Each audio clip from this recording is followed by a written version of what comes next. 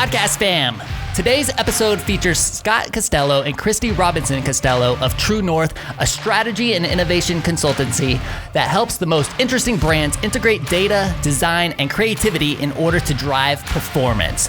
These two bring together years of experience from publishing, business operations, event management, and more to create a powerhouse team that is helping organizations scale up. In today's episode, we talk about what it's like running for office as an independent, recognizing when a company has run its course and it's time to let it go, the importance of finding your true north and leaving a legacy, virtually traveling and eating at countries all over the world, having 7 revenue streams in your business model, and of course, what kind of podcast would it be without COVID-19 in the discussion? Enjoy the episode. You are listening to WHOA Podcast, coming to you from Gainesville, Florida. Hello, everybody, and welcome to another episode of the WHOA GNV Podcast, the podcast bringing you businesses and individuals that make you go, whoa.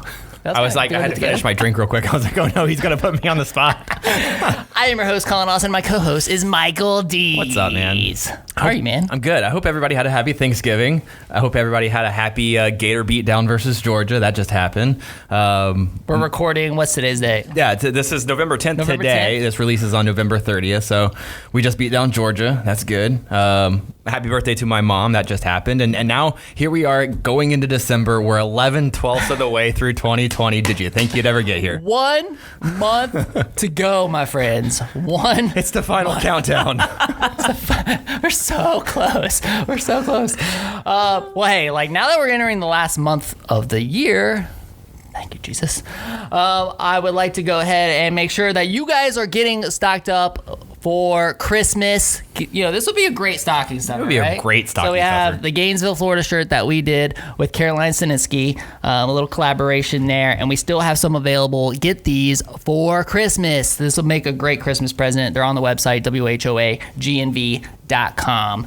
And of course, now that we are getting ready to enter this last month, I want to remind everybody to complete your 2021 budgets, all right? And make sure that the WHOA GNV podcast is part of your plans, y'all. Yeah. Okay? So our team is currently putting together some great sponsorship packages for 2021. Get in front of the local business owners and professionals that listen to our show.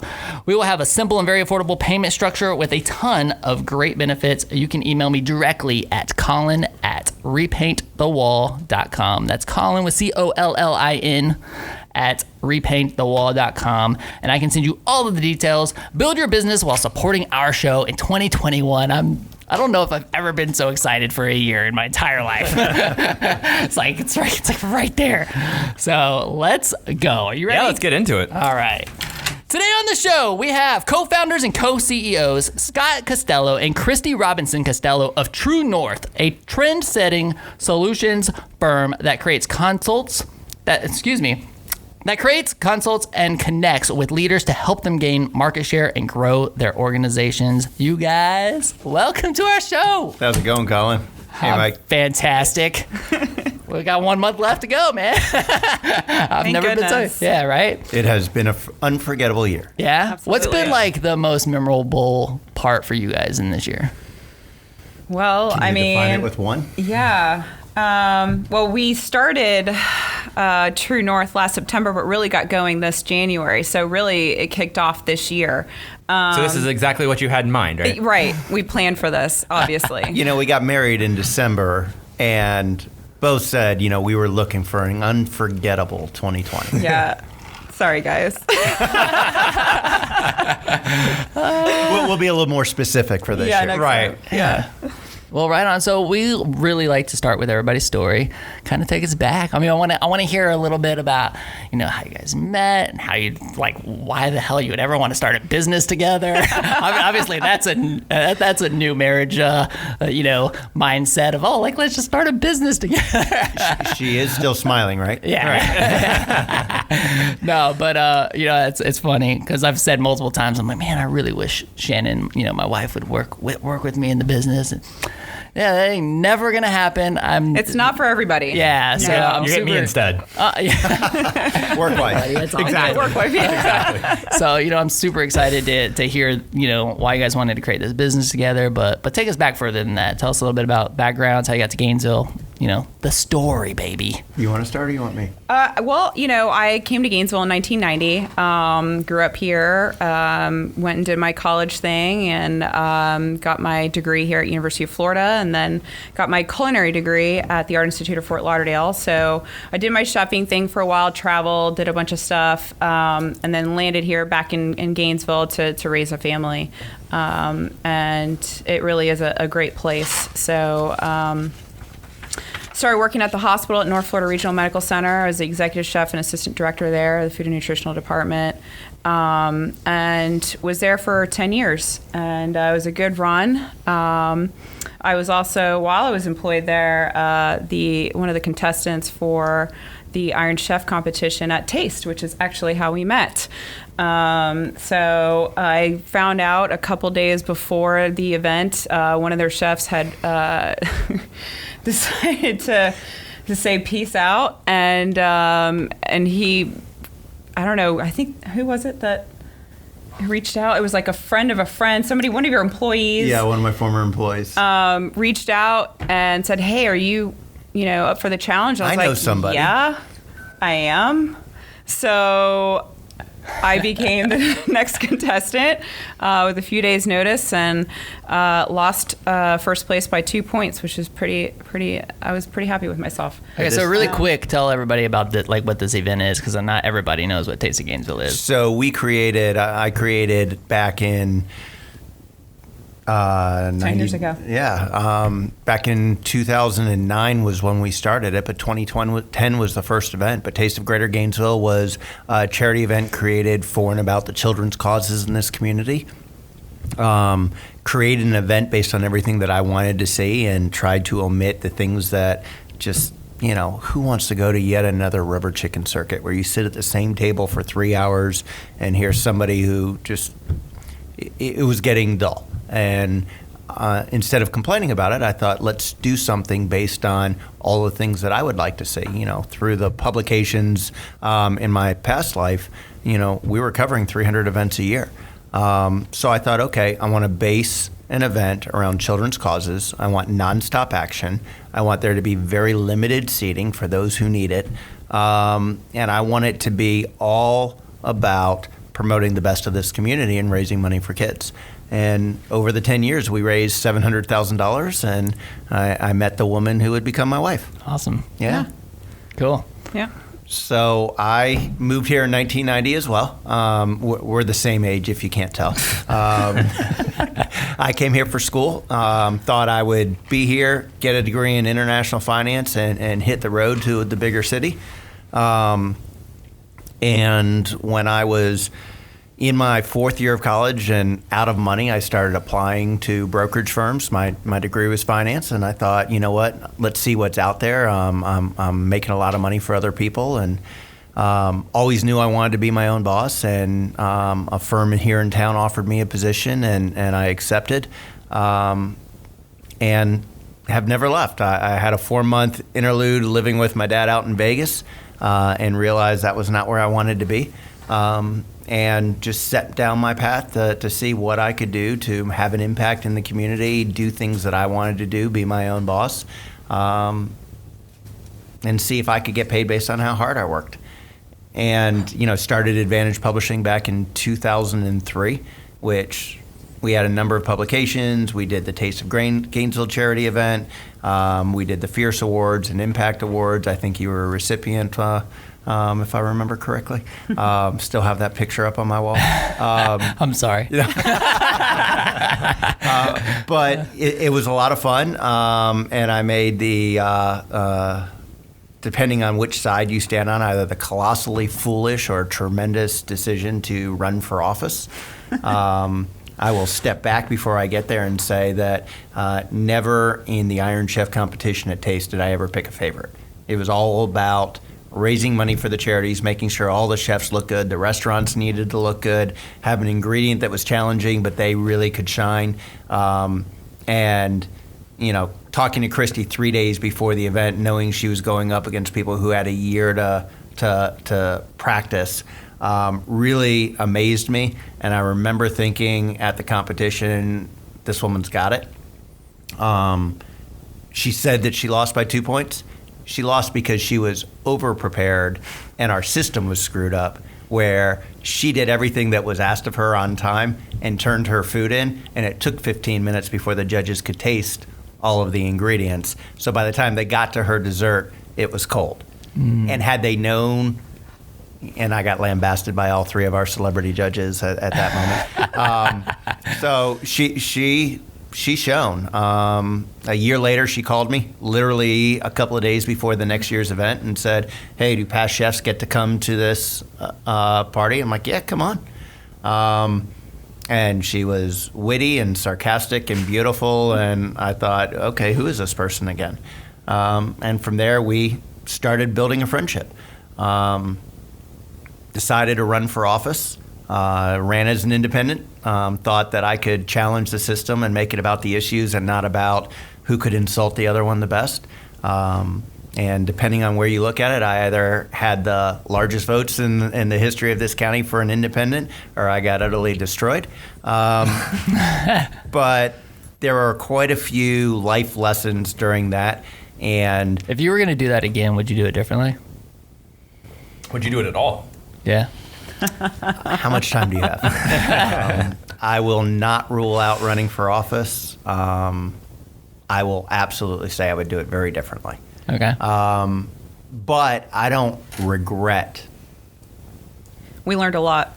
We learned a lot. And the what was the biggest thing you learned? What was the biggest thing you learned in all that? People care.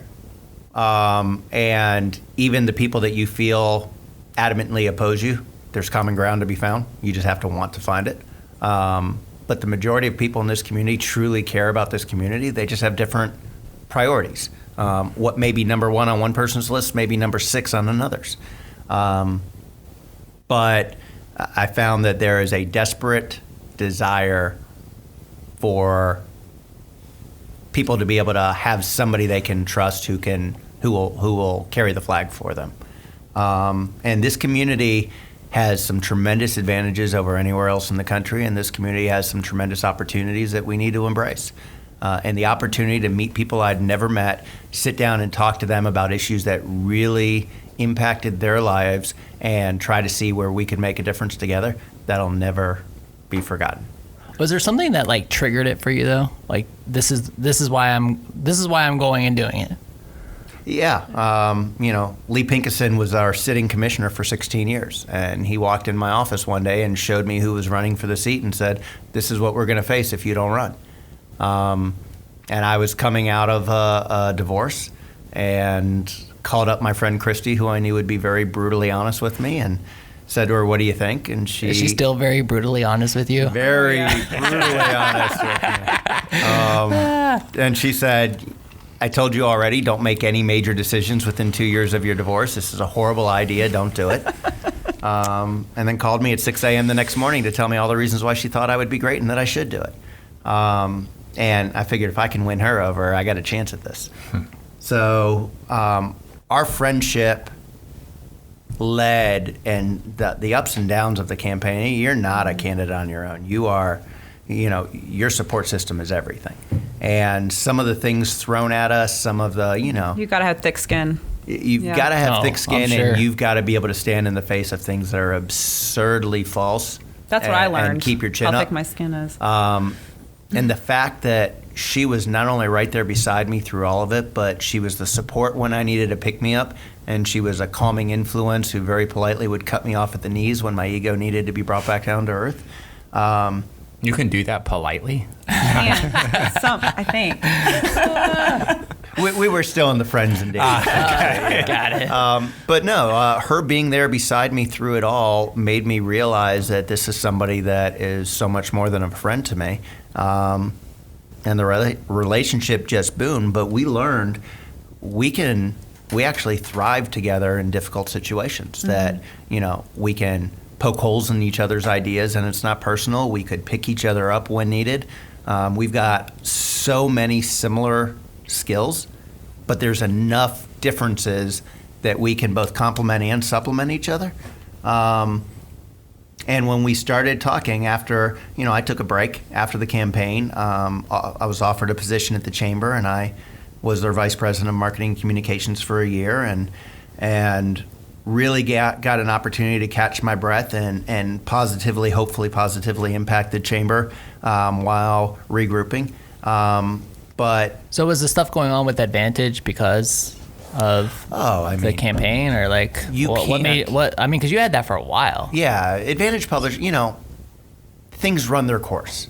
That's probably a great lesson for business owner, for anyone.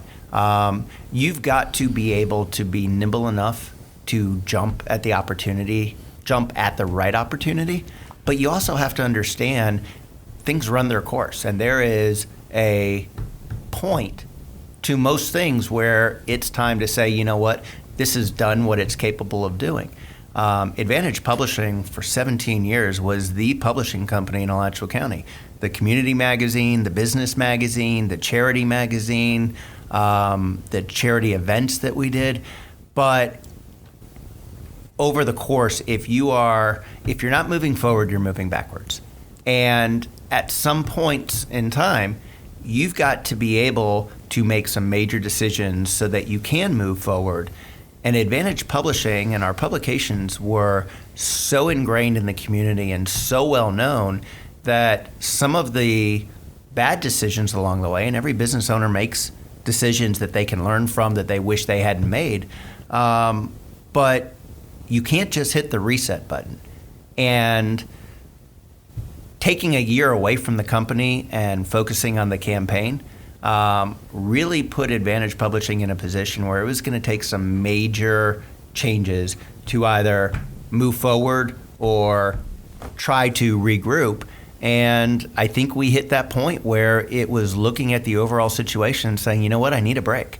I needed an opportunity to catch my breath and say, where do I want to be in life? And for all the great things we were doing, I fell completely off of my true north course. I lost sight of what I was passionate about and what my purpose was, or to quote Simon Sinek, what my why was. And fortunately, the chamber gave me an opportunity not only to help them improve, but to find my own passion again and see what it is that I really want in life. And Christy and I were on similar paths. We both were doing a lot of good things, but we're not feeling the fulfillment or living true to our true north. And the more we talked about it and the more we realized this name keeps coming up. This book that we read, True North by Bill George, just really became a key moment for us. And we would go through it every day. Like, that's us. That's us. We need to get back and find our course in life. We need to get back on course and find something that we can have an impact but will fulfill us. And learning through the campaign how well we could work together, especially during adversity, and helping each other try to get on course to find our own true north, it really opened the door to the opportunity that we were doing a lot of the things for other people that we needed for ourselves. And let's build a brand new company around some of the things that we do very, very well, some of the things we both have been doing over the course of many, many years, and hit the ground running. How long did you have Advantage for? 17 years. I mean, that's a long time. How are you emotionally with that? Today? Fantastic. But when it happened, I hear what you're saying, but I'm just thinking, man, like, it had to have been super hard to, like, it was pretty off course. Close the doors. So I'm reading between the lines a little bit in this conversation, but can we, like, what exactly did happen with this company? I mean, we shut it down. You shut it down, okay. Yeah. There were some offers to purchase it, and quite honestly, we built a culture. Home Magazine was our premier publication. We built a culture. Our staff were called homies. We were more family than we were coworkers. And there's both good and bad that comes with that, but absolutely still love people on my team, talk to them all the time. And it needed something. I could not give, Jerry Painter, he and his brother Jim Painter owned Painter Masonry for 35 years in town. And when they decided to retire, they had a lot of offers to buy their company. And Jerry Painter said, I can't sell my name. This company is my name, and I can't just sell it to anybody else because that's my name. I need to protect it. And they chose to shut it down instead of selling it, and that resonated with us. We listened to the offers. I mean, there was some really bad offers, and there was some really good offers. One I won't mention, but it was significant. But at the end of the day, was I doing right by myself? Was I doing right by my staff? And was I doing right by the community? And we talked about it and knew that we weren't done. And once you sell out, once you give up that reputation, once you turn over that name, you'll forever be tied to that name. And whoever takes it over, no matter what they do with it, you're still connected. So we decided we were going to hit pause and see where it went. Were the publications going to become part of the chamber? Were they going to stay independent? When I joined the chamber, Eric O'Day, great man, good friend, was very open. He's like, you can keep running the company. And trying to run two companies, trying to build a relationship, trying to be involved in the community was too much. So I knew, and thankfully for Christy, she helped me through all of it, but I knew, number one, I need to help my team find new opportunities and hopefully get paid more than even I was paying them. And two, be able to hit that reset button and take a break and then see where everything falls and make the decision, where did I want to be when I grow up? And having that incredible partner by your side made it so easy to take your time to make that decision. And, emotionally, your people, if you're a good leader, your people are your family. You love them, you care about them, their well-being probably matters more to you than your own. But at some point, if you don't focus a little bit on getting back on course, you're harming the people you love the most. And that gave me the opportunity to do so. I got to take a break for 6 months and really figure it out,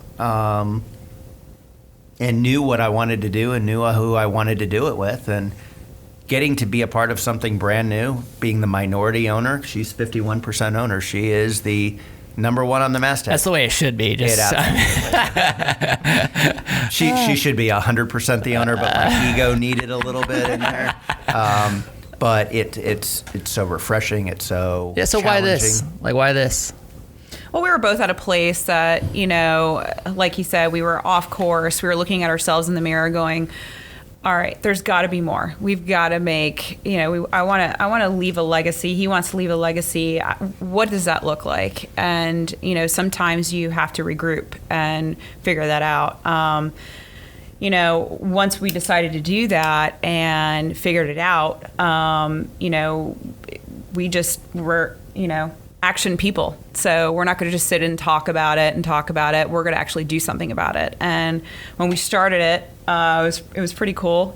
Press send and we submit, and then you're official. And but we knew that it was going to take some time to kind of build up, and so we did.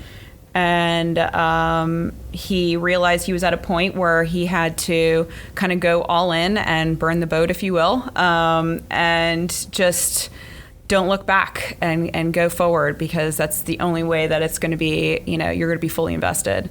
And he did that in January when he left the chamber, and I did that in June.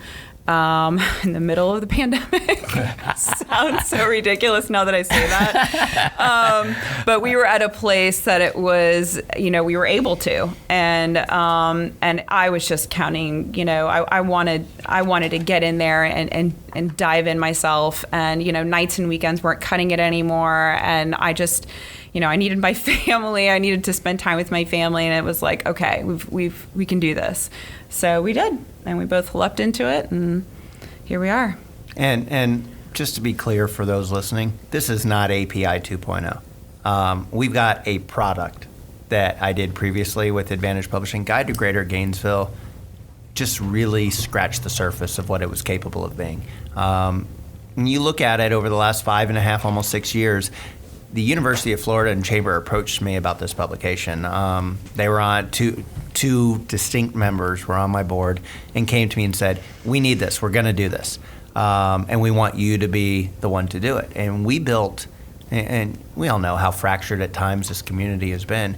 We built a public-private partnership where 5 of the 9 municipalities, the Chamber, UF, Santa Fe College, the hospitals, the airport, all came together and said, "We need this. Let's do it." And with everything else going on, I never could devote. It was a great product, but it never really accomplished everything that I wanted to. So when we formed this company, at the time that we formed True North in September of last year, we had no idea what True North was going to be, other than the fact that we knew we wanted to be creative. We knew we wanted to connect people, which we've already been doing. We knew we wanted to showcase the best that the community had to offer, and we wanted to help those that kept asking for feedback. Here's what we've learned. Here's what you're telling me. Let's come up with a game plan that's a little quirky, a little weird, a little outside the box, and help you truly scale up your business by removing the obstacles and understanding where your true north was. We didn't have a product in mind, but I always knew I was going to continue Guide. Whether I did it as API, whether I did it as the Chamber, whether we were going to do it under True North, that was an existing product that we knew we were going to keep, but it's just a fraction of who True North really is. And that's really the exciting things, the things that we're doing together that we've created since we jumped all in, and as Christy said, burned the boats. It's very exciting what we're doing. And, I don't want to put down, 2020 has had an impact on every person. I can look back at it and point to the positives throughout the year and say that it truly is an unforgettable year. That's not to sugarcoat some of the, I spent 10 weeks not being able to work, and but I look at it and say, you know what? I got to spend those 10 weeks with my brand new stepsons and help them with their schooling and be intimately involved in their days every single day. And nobody can take that away from me. And the bonds that we built over that period of time really put us, I can't even count how many years forward, and helped me understand truly, I do what I do so I can be the best me for my family. And for all the negatives of COVID, it helped me truly understand that. And having Christy, sometimes with a steel-toed boot, but she kept me in line and helped me Say make that 10 sure. times fast. Yeah, sober. Helped me truly understand this is why I do what I do. And if I can do this and help others and help this community, phenomenal. But at the end of the day, no matter how much I love what I do, I work so I can be the best person at home. So you've got 17 years of experience doing this. You run a grueling campaign, and something tells you it's time to press the reset button and go after something new, right? Yeah. You've got, Christy, 15 years of experience in event management and working as a chef, and then you start going through this side by side with them. Did you have the same kind of peace and need for reset, or what was that like for you? Were you ready to step away from what you were doing? It's a great question. I definitely am putting a pause on the chefing part of it. Chefing brains are very creative. So it's an art form. And kind of how you look at it with this business, I'm applying those same skill sets to this business. I'm the creative. I'm putting all of the finishing details on specifically the publication, some of the events that we're planning on doing. We just came out with an app, and so all of the details and the creative part of that, I had a hand in, and I loved it. I had, free reign to do what I needed to do and wanted to do. I didn't have anybody telling me, no, we can't do that because of this or the other. It felt amazing. And I will be, at some point, doing some chefing stuff on the side and picking that back up. But for right now, I'm loving the seat that I'm sitting in. So you feel like you got to channel the artistic side of it pretty well through this. Do you miss it, or you just know that like it's inevitable that you're going to go back to it? I cook every day, so okay. I'm not really like completely gone from it. And these guys, I mean, Scott and my 2 kids and my family, they totally reap the benefits of that. We, over the pandemic, have we kind of did this thing. I don't know. Some people saw it on social media, but we did this virtual travel where every weekend since we were cooped up at home and weren't doing anything, and I was jonesing to travel, we both were. We, decided to do this virtual travel where we would, as a family, pick a country and research. My kids would have like a report and a demonstration and we would all do some sort of drawing. And so there was like a project throughout the week.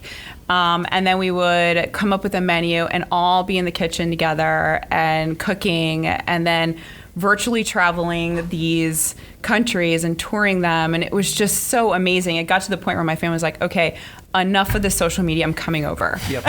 And so it became a thing and we loved it. In fact, last night we had been talking about doing another one, and it just so happened that I had all the stuff for the things that we needed, and we decided to tour England. And so that was really, really fun. Beef Wellington was outrageous. So anyway, it was, it's professionally, I'm pausing it, but I'm always cooking and always, and I love to have my family over, my good friends, and, just breaking bread and having a glass of wine. And that's everything. I eat like a king and I lost 50 pounds. That's fantastic. Yeah. So where is the best places that you've virtually traveled to? Ooh, Argentina, hands down, was probably my favorite. Not only the food was amazing, but do you remember what you cooked for all of them? Yeah, absolutely.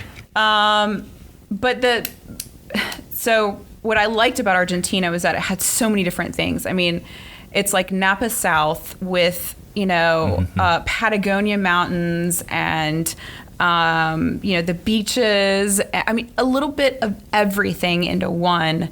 The countryside. Chimichurris, right? Yeah, they had the countryside with the ranches and it was just amazing. And we couldn't get enough of that. And I'm like, we've got to go. That needs to be our top of the list from, we actually learned that we started reordering our top of the list for travels. So Spain it was great. Was up there too. And Spain was really, I loved Spain.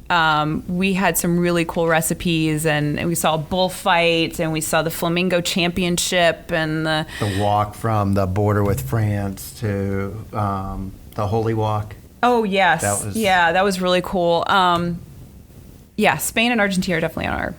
This is a fantastic idea. Yeah, it was awesome. That's My kids really cool. loved it. We had people regularly, a couple of dozen a week, every week, asking how much money would they have to pay for us to box up the meal and give them the video tours, the YouTube videos on how they can do what we were doing, and we should package it and sell it. And we're like, right now, this is our oasis, thing. our escape from COVID. That would be like work, and I don't want to make it work. I wanted it to be fun and something we did together. And we just discovered, who was it doing it? Google? Google's now selling virtual packages. I was going to say, you've got about 20 days to put a patent on it before this gets released. Yeah. Amazon just launched it. Was it Amazon? Yeah. So I've taken some major tours of Chicago with Leonardo's Millhopper Pizza. I'm just saying, that's me to a T. We'll have to redo our Italy trip. Yeah. Oh man, no, it sounds like a ton of fun. What a great family thing too. Oh my God. Because that's one of the things that I pointed to a lot. With COVID was I'm like, man, we had more family meals, in 2 months' time than we did in 2 years' time. Yeah. Because of this, so there's definitely been a lot of pluses. I think we just have to be super diligent about like actually like focusing on them and looking for them. Right. Because it's just so easy to get lost in the mess. So that kind of leads me to my next question too. I mean, being involved in the True North, this new business, I mean, what is your perspective of the state of Gainesville, if you will, from just meeting and seeing a lot of these businesses? The city of Gainesville, the greater Gainesville region, define. Yeah, just our area, our surrounding area. I mean, mainly like not from a political side or anything like that, but mainly from like just businesses trying to get through COVID. So have you been exposed to a lot of businesses that are failing, that are trying to pivot, innovate, that kind of thing? And are we going to make it out of this? Yes. Some yes, some no. Yeah. I think all of the things that we knew about this community before COVID ring true today. We knew that this was a very giving community. We knew that there were some struggles within the community, and they've reared their head during COVID. We knew that the cities of Alachua and High Springs and Newberry and Hawthorne were really pushing the envelope and shifting who they were as a business community within their community. And all of them have major success stories to share during this year because they were nimble and flexible and dealing with what's available instead of trying to hold so much onto what used to be. Those are great examples. The chamber, and Mary Fox was the ringleader when she was at the chamber, and when she announced she was leaving, it was so brilliant we scooped her up immediately. But she started the Eat GNV website that has 15,000 followers, and it confirmed what we already knew, that people in this community want to take care of their own. People in this community are very, very passionate about food, and this was an opportunity to make a difference and have a positive impact. And a lot of restaurants will tell you, in spite of having their dining rooms closed, there are a number of restaurants that flourished during this time because they were able to quickly adjust and provide tremendous service and delivery and takeout options. We've yet to really scratch the surface on seeing both the positives and the negatives that are going to come from the ripple this. Effects, yeah. Multiple industries. There were a lot of things that were dying that this accelerated the process. We did articles for years in business about the Internet of Things and how technology could impact jobs that have become somewhat redundant. And I feel for every person that lost their job during COVID. From an individual perspective, there's a very, very different narrative than from a business perspective. But there are a number of businesses that are great examples of identifying the changes that needed to be made them quickly, and are doing really, really well today. I'm not saying they're doing as well as they did before COVID hit, or they're doing better, although there are some. But businesses who were able to adjust, who were willing to think outside of the box and say, what do we need to do today to be the best version of us, considering what the circumstances are in front of us, have been able to pivot and adjust, and the best from them is yet to be seen.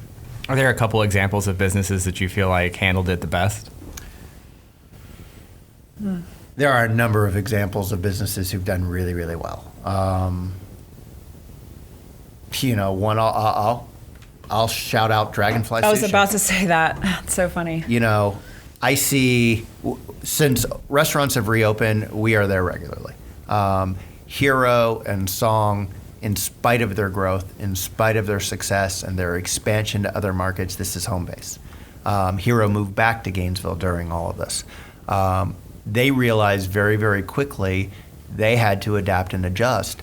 And they made delivery and takeout a part of their business in a way that they were able to protect the majority of their staff and do well. Now, I haven't seen their numbers. I'm sure if you had a gun to Hero's head, he would be able to point out areas that have not yet come back to where they were. But we had dinner there last week, and every table that could be filled was full. They were doing everything right from a social distancing and wearing masks and making sure that it was clean and safe. But I got to tell you, the number of cars that were pulling up to the dedicated takeout lines, getting the food handed to them, turning and leaving, their takeout business was doing outstanding, and their kitchen was hopping, and people there were having fun and happy in that environment. They're a great example of somebody who knew they needed to make a quick adjustment and a major adjustment, and they'll be around for some time and be able to talk about it. That's great. Talk to me a little bit about your revenue model for your business. I mean, you guys have this going off the ground now. You said it's a year old? We are. A year, September, yeah. Okay. So now we're a year in. You want to talk about your 7 pods? So I've been listening to podcasts. I do it when I'm running or just, in the car when I'm taking the kids to school or picking them up. And I love Tony Robbins. He's one of my faves. And I was listening to, I can't remember now I can't remember who it was now. But they were talking about how they were talking to a bunch of CEOs, and all of these CEOs said you have to have 7 revenue streams of income to be truly successful. And I'm like, we've got to have 7. We've got to have 7. So we literally, you don't want to have all your eggs in one basket. I mean, financial advisors tell you that all the time.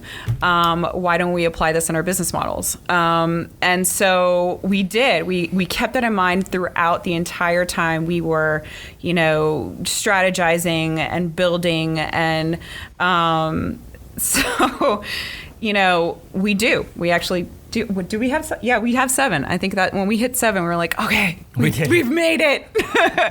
And it really does help, because in situations like this, we're talking about the pandemic. One industry may be suffering, but all of these other ones may not be, and you're surviving because of these other ones. So a lot of businesses have adjusted, because of and. Because they've had to readjust, they're I don't know how to say it, but they're thinking of different ways to, create that income that they've lost, and we've managed to do an okay job, maintaining those 7. So I don't know if you guys have picked up on the fact, but my business partner and wife is a type A, every bit as ambitious as I am. Nowhere in that hour and 45-minute video from Tony Robbins, nowhere in any of his books or emails or podcasts or blogs, when he talks about his 7 lines of revenue, does he say, out of the gate, start all 7 at once? Yeah, no. But let's do this, let's do that. But a challenge was issued, and because there was no clarity and timeline, Christy said, that's it. We're doing it. We definitely had a timeline. We had a timeline. No, we're smart people. We're not going to put ourselves in the hole. But we had a vision, I guess is what I want to say, is that we had a vision. We had a goal. And we slowly but surely got there. And it's pretty amazing. To try to answer your question without laying it all out there, part of that vision was identifying 2 things that were very important. How can we do this and be successful? And how can we do this and do the best thing by our clients? So, Guide to Greater Gainesville is an annual publication, and there is we're advertising in this publication, and here's the cost, and that's a revenue stream. The directory, which, is a whole nother podcast probably on its own, but we have always pushed to try to bring together everything Greater Gainesville into one and realized we're only scratching the surface. This app, this website, really tries to bring access to every business, the social media, the boards, the on your phone, the on your website, the jobs, the events, the listings, the bringing everything Greater together. Gainesville together. And that's an annuitized revenue stream. And the number of businesses, the number of business owners that said, God, did we need this? How do I sign up? That was a success right out of the gate. And it's, the whole Sally Field when she won the Oscar, they like me, they really like me. It took her 10 years to get to that instant success point. This was something that's been developing for a time, and the amount of hours, this woman up till 2 a.m., up at 5 a.m. I mean, she put her blood, sweat, and tears into this. We created something that has been very positive and allows businesses to get that added buzz. And you don't need to go to Yelp. You don't need to go to YouTube. You don't need to go to Google. TripAdvisor or Google. This is everything Greater Gainesville by Greater Gainesville. And the comments and the feedback and the notes and the opportunities are all Greater Community-based. Gainesville and community-based. That's an entirely different revenue stream. The consulting is absolutely and completely different, and each of our consulting clients have very, very different needs. And we've got people who use us for a la carte, and we've got a business that uses us for their social media management, and we've got another that uses us strictly for helping them with strategy and guidance. We've got another that has us doing events, and every model has a different revenue stream. But at the end of the day, the stream is not quite as important as, are we doing what's right by us? Is it worth it? Are we going to be able to be successful doing it? And are we doing what's right by our clients where it's helping them achieve the goals that they want to achieve? And if we're able to do both, whether it's I'm paying you monthly, I'm paying you weekly, I'm paying you annually, we're paying a retainer, we're paying a, bill of sale, whatever the structure is, they're all different, but it's based on the product, the service, and the client. It's an interesting concept, the 7 revenue streams. Isn't it? And the reason, I don't know, this is what's so great is while we're in these conversations, all I'm doing is really analyzing my own business. Saying, okay, how many revenue streams do we have? What revenue streams did we have? And one of the things, one of the calls that we made, I don't know, maybe a couple of years ago, maybe a year ago, but it was to eliminate scooter rentals. This was a revenue stream, right? But the more I analyzed it, I'm like, man, we spend a lot of time and energy into this area of the business that's not generating, it's generating revenue, but in proportion to the rest of the organization, like scooter sales and service, it really wasn't that much. Maybe 10%. Yeah, it's maybe 10. Yeah, which, so I'm interested, how do you know which ones to let go? Maybe does Tony Robbins have a percentage? If it's doing 10%, hold on to it, because you think, all right, if I take this time and energy that I was putting into rentals and now I'm putting that into more sales, we're going to be better off because of that. So I was listening to, interestingly enough, a Yelp podcast where he was talking, the owner was talking about how during the pandemic they had to shift things, and they had these rental type of, was it Yelp?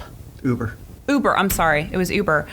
They had... But that Yelp podcast was great, too. Yeah. It was around the same time. That's why I'm saying that. So Uber was doing these, ride shares, right? So they were doing bikes and I don't know, all these different, cars and different things like that. And so they saw that during the pandemic, while people weren't riding in the Ubers anymore, in the cars anymore, they were using these ride shares a lot more. And so it kind of took off during the pandemic. And now that's becoming like a huge revenue source. So it was kind of like feeding their source, but it wasn't really the main source. And so they recognized that during this time, it was, huge for them.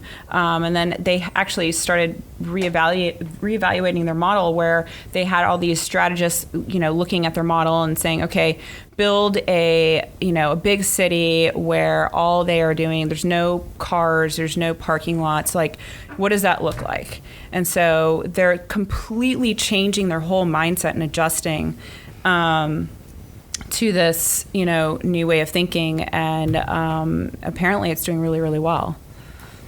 From a philosophical basis, putting my True North consulting hat on, what was right for you 3 years ago May not be right was for right now. for you for certain reasons. You are not the same person you were 3 years ago. Your business is not the same business it was 3 years ago. The environment is not the same environment it was 3 years ago. It's very important not only to make sure you are the best you, so that you're happy and healthy and focused in the right way, but that your business is as well. And whether it's quarterly strategy meetings, we do bi-weekly Brain cardio meeting, where we truly dig deep and dedicate that time to dig deep on our business to make sure that A, we're on track, and B, to analyze what has happened since our last meeting and make the adjustments. And by doing it every 2 weeks, the small changes are so easy to adapt to if you're catching them while they're small. What was the right decision 3 years ago may or may not be the right decision today, because circumstances have changed. And, if you're dedicating 90% of your time to 10% of your revenue, that's not a great business model. But what you were doing 3 years ago or 4 years ago or 10 years ago may be very, very different than what the market dictates and what your skill sets are today. And knowing those and adjusting and making sure, as long as you're staying true to your values and staying true to your true north, you need to adjust based on what the environment, whatever you define that environment to be, presents, and be in a position to say, you know what, I see this, but that's not us. Or here's an opportunity, and I've got knowledge on that opportunity. Today, it's the right move for us. We're going to push forward there. And that's part of, your true north is your moral compass. What are you passionate about? What works for you? What works for your people? And what works for your customer? And if you're staying true to that, you adjust as need to be. As long as you're staying true to it, the adjustments are ancillary. Okay. I think we got to wrap up a little bit soon. I know we've talked about COVID a lot, and I don't mean this episode, just in general, but as we get into December, everyone's making their final, strategy plans, their budget plans, their overall business plans for 2021. I'll leave this one up to you, Collin, too. There's a lot of experience at this table. How much do you let going through the pandemic, like we just did? And I'm not necessarily specifically talking about right now, cases are on the rise again, we're getting into colder months, we don't know what that looks like. But just in general, going through the pandemic, how much do you let that affect how you plan for 2021 versus the years of experience you have in running business without a pandemic? So we've actually already strategized for 2021. And we have a couple of events that we're going to be doing, and kind of expanding, the brand a little bit more into other markets. And we're doing it cautiously. We have a plan A and plan B, and that way we're prepared for either anything that gets thrown at us. So. We've got expansion plans, both vertically and horizontally. Guide will be coming to another market in the state of Florida in 2021. Our online directory has already started to take shape, which will be another localized version in another market in 2021. Of the two events that we are knee deep in planning for, one of them neck deep in planning for 2021, there's a really good chance one may not happen. So we are preparing for it as if it is going to happen, but we've got a plan B if it doesn't. The other one, no matter what happens over the next few months during flu season, looks good to take place. And if it doesn't, we'll be prepared for it. Yeah. But, you've got to be more nimble than you've ever been, and you've got to have plan A's and plan B's. When at times it used to be, I'm narrowly focused, I'm moving forward, I'm throwing it all out there and going after it, and I am all in. You can still be all in, but you can be smart about, based on what are those books that they used to have that we used to do as a kid, that, the story would change based on your answer. Choose your own adventure. Yeah, choose your own adventure. That's life in 2020 and 2021. We are choosing our own adventure, but we've got to be prepared that the path that we think we're going on, it may end up very, very differently. That's a prime example. I love that. Yeah. I like it. I haven't thought about one of those books in I don't know how many years. I think you start doing that on like Netflix now, where you can actually like choose your own adventure as you're watching a TV show or something. Oh, you can. Yeah. Dude. I've only heard about it. I haven't done it, but Yeah. I know Some of that the they're kids' doing it. ones are, they do that. That's crazy. So Yeah. do you, I feel like there's a tendency to either focus too much on the impact that the pandemic has had, or almost be, hey, that was 2020, 2021 is going to be different. But it sounds like you both advocate very much have a plan A, plan B. Yeah, you can't ignore it. Right. Right. And Yeah. But you have to move forward. Do you agree, Collin? Is that where you're at? Is you're making your plans for... You have started making your plans for 2021, right? His whole office is covered in plans right now. Yeah, there's little like Post-its everywhere. I prepare for the best, but plan for the worst. Mm-hmm. So I'm Right? probably Like, the opposite. it's super cliche, I think, right? But like you hear that all the time. But like I very much think that's exactly where I'm at. I've wrapped my head around the very worst that could happen, which is go out of business. Like students don't come back in the spring, don't come back till 2023. Like, I don't know, like what's the worst that can happen? I wrap my head around that and say, okay, well, there's not gonna be any students riding scooters, so what does that mean? And then I go, what does that mean? What does that mean? And I just keep going further and further and further until I just get to the point where I'm like, okay, like that's the worst that can happen. And I think once you confront that, then you're able to think a little bit more clearly and start to innovate and adjust. And that's the thing that we've always been really good at. Even from the day that this thing went down and UF said, oh, all the kids are going home for 2 weeks, boom. We flipped the switch and we were like, all right, let's go. Scooter storage right now. Start promoting it fast. Let's get newsletters out. Let's go. And we got that income in, right? And that's what's been key about this team in particular, is that we've been able to adjust rapidly. Well, and that's the entrepreneurial spirit, right?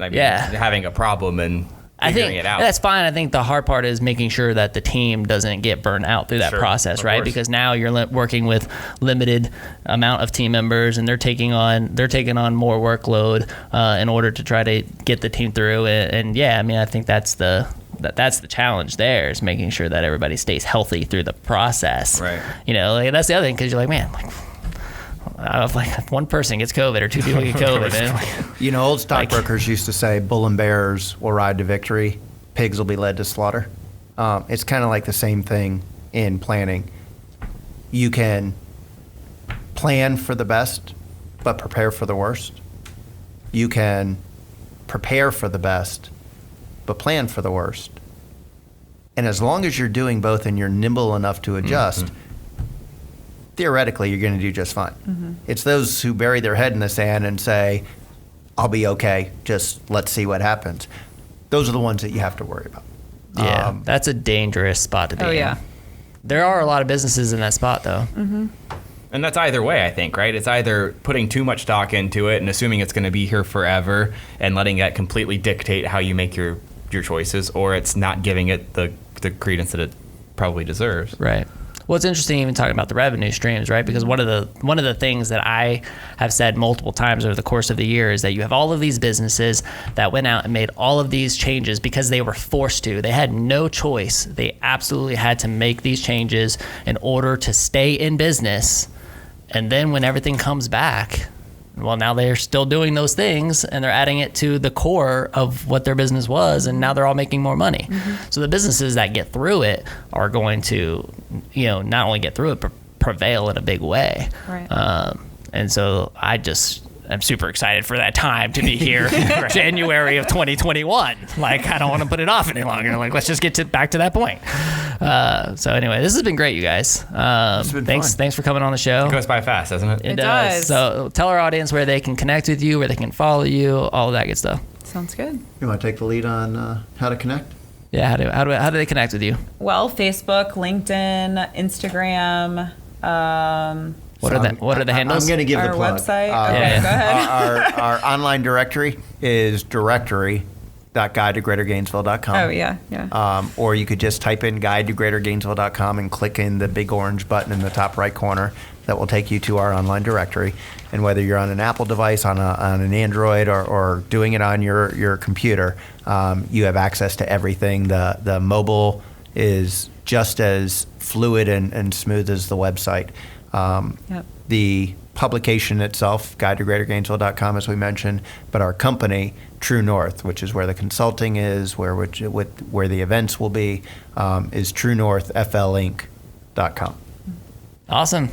Hey guys, thanks again so much for coming. This has been a lot of fun. It's great to see you again. Yeah, you too. And thank you for listening, podcast fam. And please visit whoagnv.com/sponsors to find all of the people that make this podcast possible. We could not do it without them. So please go connect with them. And of course, thank you to our amazing team for their incredible hard work to keep this show going. 1 month to go, y'all. 1 month to go. 2021 is right there. You can just see it. You can reach it. Just reach out. It's right there. This is the WHOA GNV podcast, the podcast bringing you businesses and individuals that make you go, Whoa. Whoa. whoa. We will see you later. Bye.